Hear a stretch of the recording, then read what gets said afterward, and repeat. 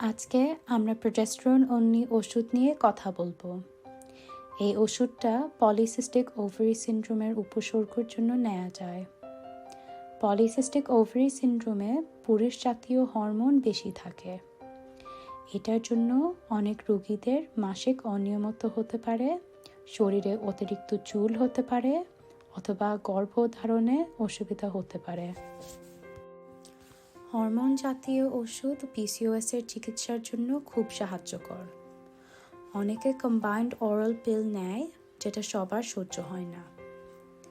Progesterone পিল তাদের জন্য ভালো যারা বাচ্চাকে দুধ খাওয়াচ্ছেন, যাদের মাইগ্রেনের সমস্যা আছে, রক্ত জমাট বাঁধার সমস্যা আছে।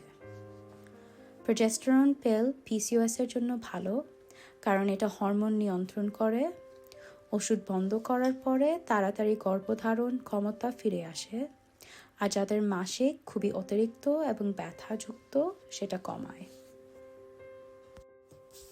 অধিকাংশ ক্ষেত্রে প্রোজেস্টেরন পিল কোনো পার্শ্ব প্রতিক্রিয়া করে না। সাধারণ পার্শ্ব প্রতিক্রিয়া হচ্ছে 1% মহিলার মুখে ব্রণ হতে পারে, মাথা ব্যথা হতে পারে, বমির ভাব হতে পারে, মেজাজ খারাপ হতে পারে, আর মাসিক অনিয়মিত হতে পারে। বিরল পার্শ্ব প্রতিক্রিয়া হচ্ছে 1000-এ 1 থেকে 10 জনের স্তনে ব্যথা হতে পারে আর ওজন বাড়তে পারে। কদাচিৎ পার্শ্ব প্রতিক্রিয়া হচ্ছে 1000-এ 1 থেকে 10 জনের একটপিক প্রেগন্যান্সি, জরায়ুর বাইরে প্রেগন্যান্সি হতে পারে। 10,000-এ 1 জনের হৃদপিণ্ডের সমস্যা হতে পারে। কিছু ক্ষেত্রে প্রোজেস্টেরন পিল নেওয়া যাবে না।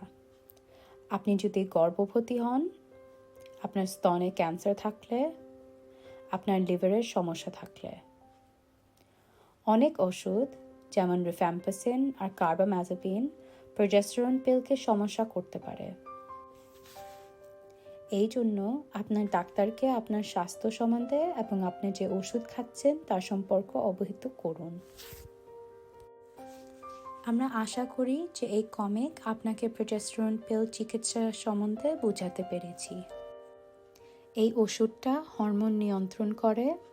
ওষুধ বন্ধ করার পরে তাড়াতাড়ি গর্ভধারণ ক্ষমতা ফিরে আসে, আর যাদের মাসিক খুবই অতিরিক্ত এবং ব্যথাযুক্ত সেটা কমায়।